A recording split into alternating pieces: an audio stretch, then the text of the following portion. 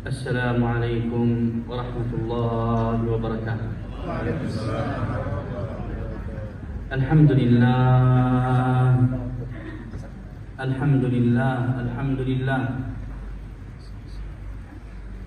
الحمد لله الأول والآخر والظاهر والباطن وهو بكل شيء عليم.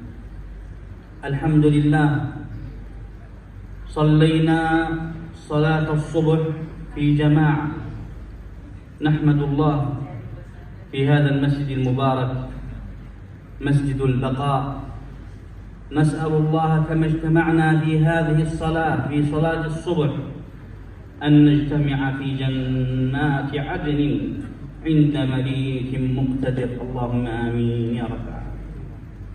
Pertama-tama beliau mengucapkan puja dan puji syukur kehadirat Allah Subhanahu wa Ta'ala yang telah memberikan kesempatan kita untuk bisa sholat secara berjamaah di masjid yang penuh berkah ini, yaitu Masjid Al-Baqa.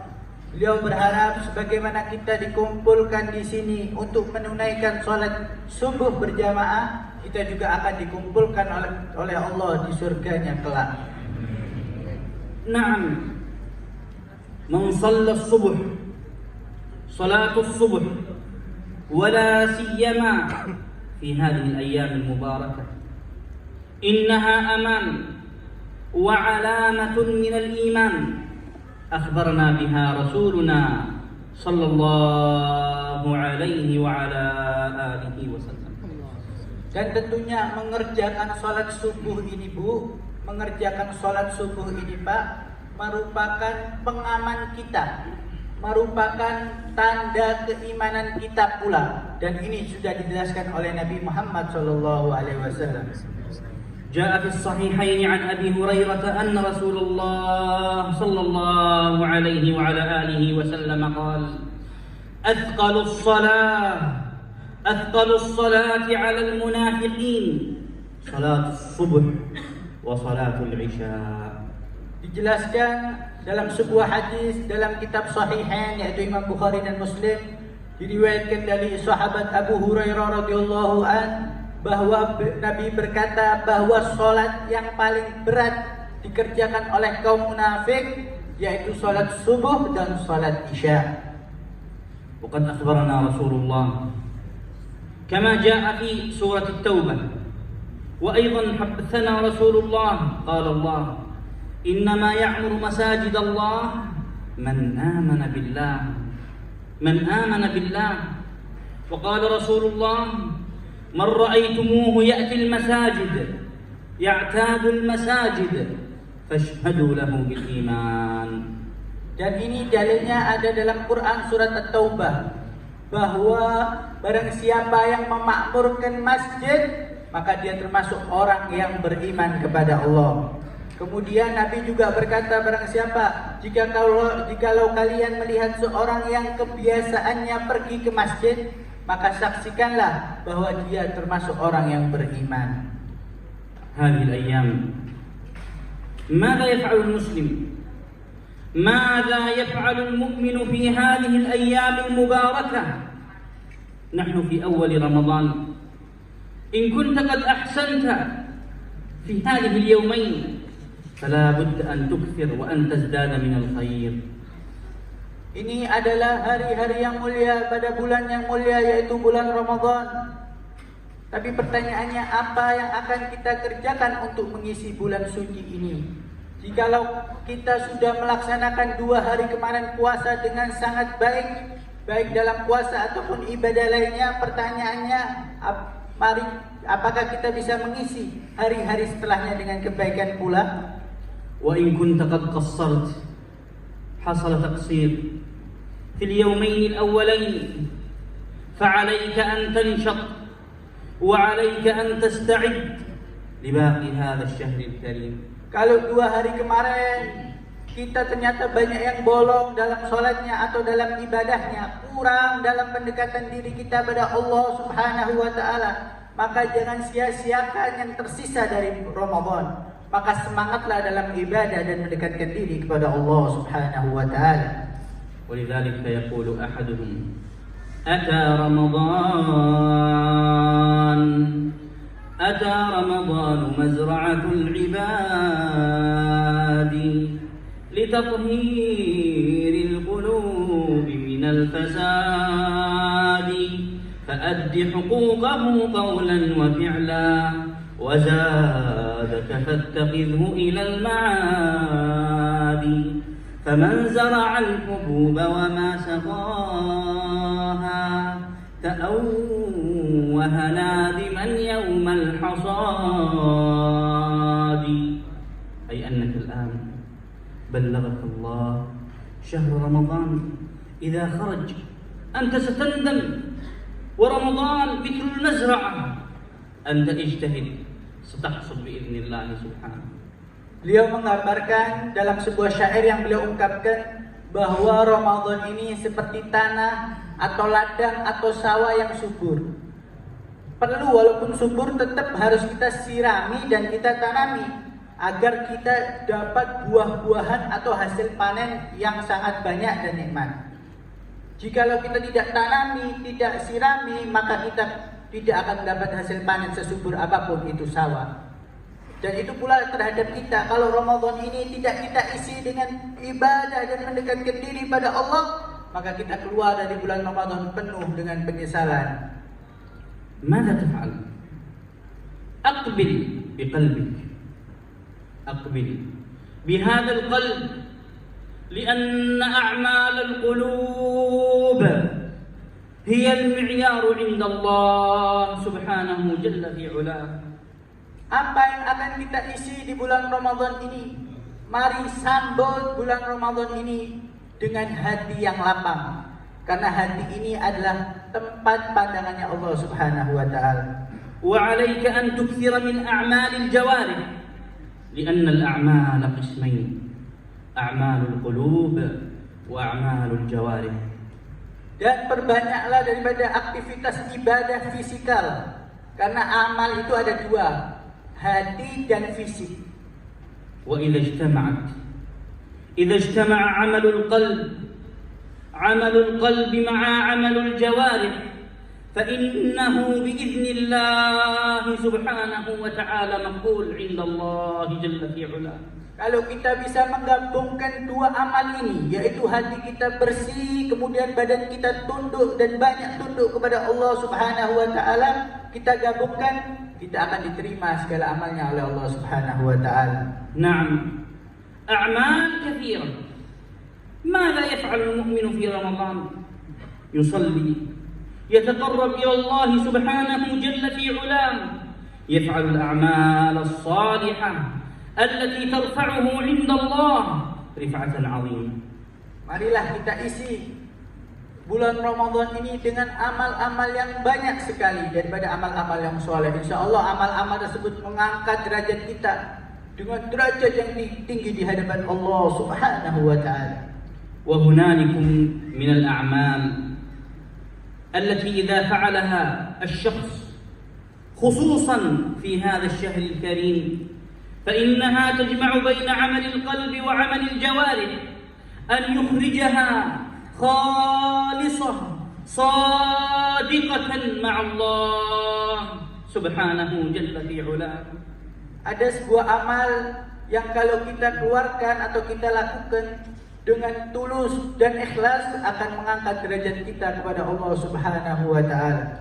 هذا العمل إذا عملته يرفعك الله، الله يرفعك، الله يحفظك، الله يعينك، الله يساعدك.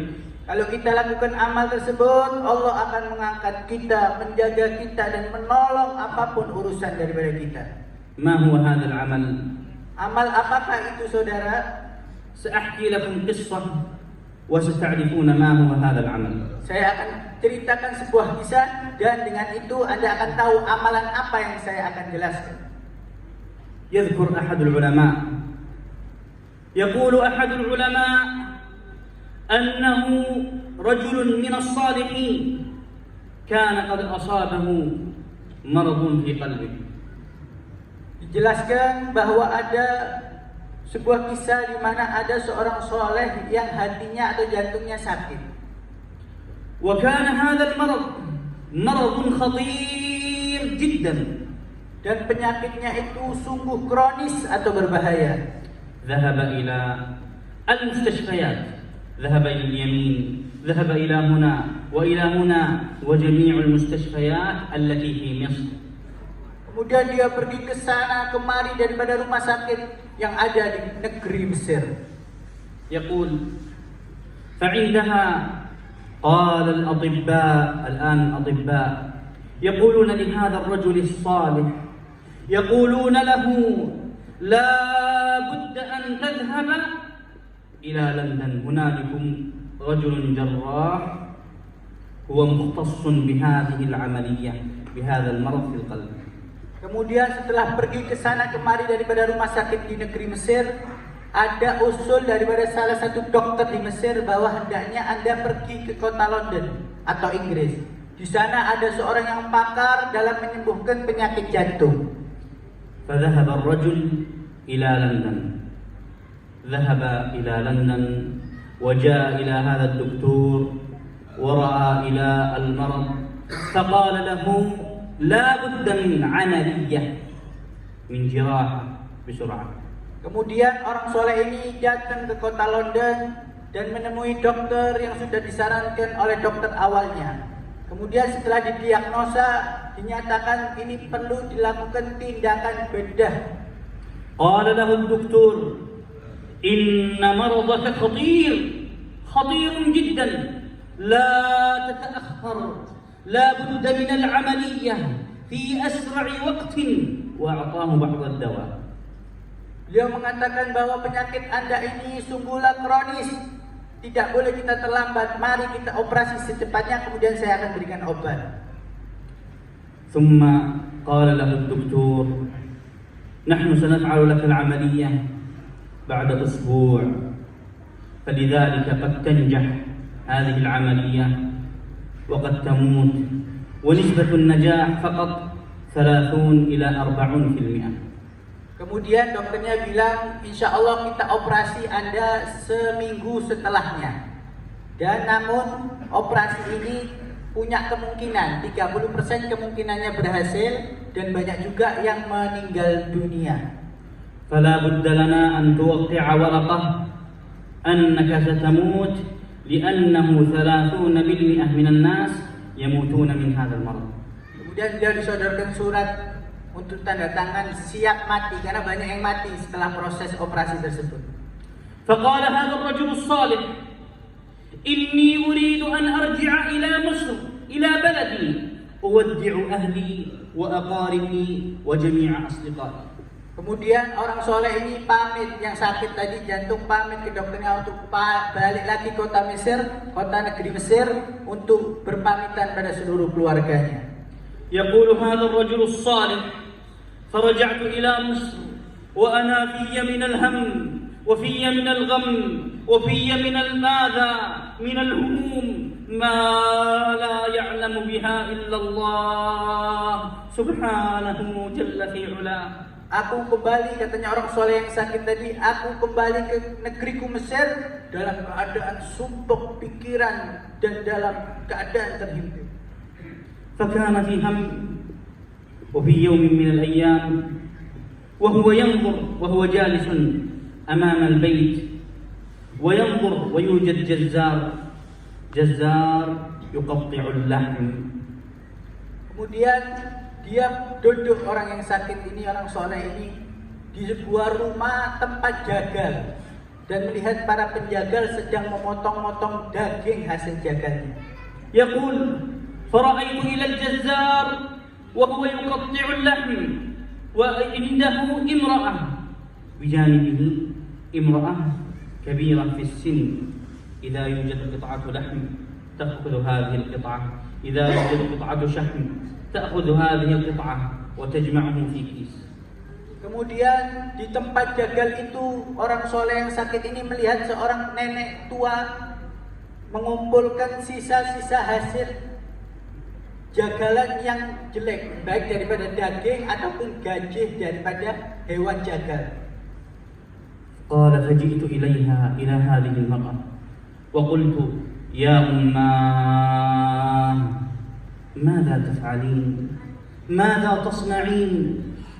Kemudian orang soleh yang sakit ini menghampiri wanita tua yang memungut hasil-hasil daging yang kotor itu sembari berkata, wahai perempuan, apa yang Anda perbuat sekarang ini?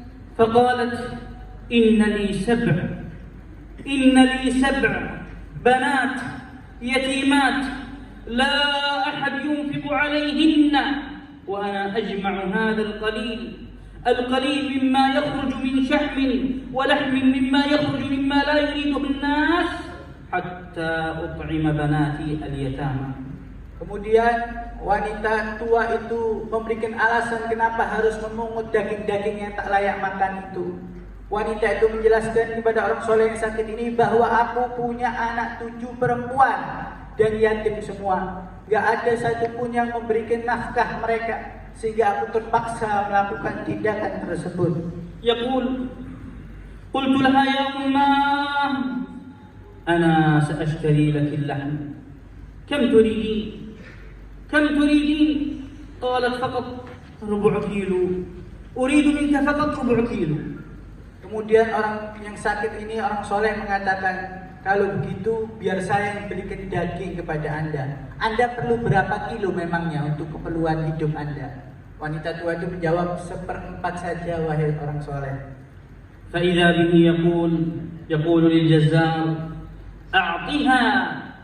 أعطها كل أسبوع 2 كيلو تأتي إليك في كل أسبوع 2 كيلو وهذا المال مقدما هذا الحساب مقدما. Kemudian orang soleh yang sakit ini mendatangi tempat jagal daging sembari mengatakan, saya belikan untuk nenek tadi itu setiap minggunya ya, kirimin jangan lupa 2 kilo daging.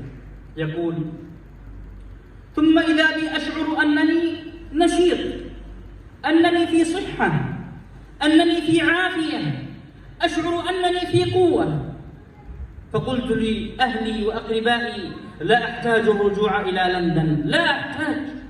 Setelah aku menolong nenek tua itu, kata orang soleh yang sakit, tiba-tiba muncul semangat hidup. Aku terasa sehat tiba-tiba, sehingga aku memutuskan untuk tidak kembali lagi ke London tempat aku ingin berobat. قال أهلي لا بد أن تذهب إن مرضك خطير وبإذن الله سيكتب لك الشفاء. Kemudian kata istrinya, loh bahaya mas, penyakit Anda ini kronis, wajib Anda pergi untuk melakukan proses penyembuhan. يقول فرجعت إلى لندن لإجراء العملية. Kemudian aku terpaksa kembali lagi ke London untuk melakukan operasi. قال فلما أن وصلت إلى الدكتور وبدأ في الفحوصات لإجراء العملية بدأ في الكشف للعملية. Kemudian ketika orang soleh ini sudah sampai ke dokter dan dokter melakukan diagnosa awal sebelum melakukan operasi, فإذا بالدكتور يقول له أنت فلان ابن فلان الذي هنا اسمك في هذا الكشف قال نعم. Kemudian dokter mengatakan, Anda fulan bin fulan yang hasil diagnosanya ini. Kemudian orang soleh tersebut yang sakit bilang, iya saya fulan bin fulan yang Anda diagnosa tadi. قال الدكتور أعيد له الفحوصات أعيد النظر أعيد الكشف أعيد مرة أخرى فأعاد الكشف مرة أخرى. Kemudian dokter ini merasa ada yang janggal sehingga melakukan diagnosa kembali pada pasien orang soleh yang sakit tersebut. فقال الدكتور إن هذا غير ممكن أنت فلان الذي أتيت إلينا قبل أسبوع قال نعم. Kemudian kata dokternya, ini kelihatannya nggak mungkin. Setelah diagnosa kembali, kemudian hasilnya masih sama. Dokter mengatakan ini nggak mungkin. Seminggu kemarin Anda masih divonis kronis loh. Sekarang kok begini hasilnya. قال الدكتور لا بد أن تتأكد هل ذهبت إلى مكان هل تداويت في مكان من الأماكن هل أجريت العملية لأن هذا المرض لا يمكن الشفاء إلا بعملية عاجلة. Kemudian dokter ini bertanya, memangnya kamu sebelum datang ke sini mungkin kamu berobat ya ke tempat lain? Atau kamu operasi di tempat mana? Penyakit Anda ini kronis loh, butuh penanganan cepat. Tapi alhamdulillah kok sekarang kok sembuh. Di mana Anda berobat? يقول فقلت للدكتور لا أدري وأنا في قلبي أن الله سبحانه قد من علي بالشفاء. Katanya orang tersebut, aku nggak tahu, aku udah berobat kemana-mana. Sembari di hatiku ada keyakinan, alhamdulillah Allah memberiku kesehatan. يقول حبيبنا محمد صلى الله عليه وعلى آله وسلم داووا مرضاكم بالصدقة الصدقة دواء الصدقة شفاء بإذن المولى سبحانه جل وعلا. Dan Nabi sudah menjelaskan bahwa obatilah penyakit Anda dengan sedekah.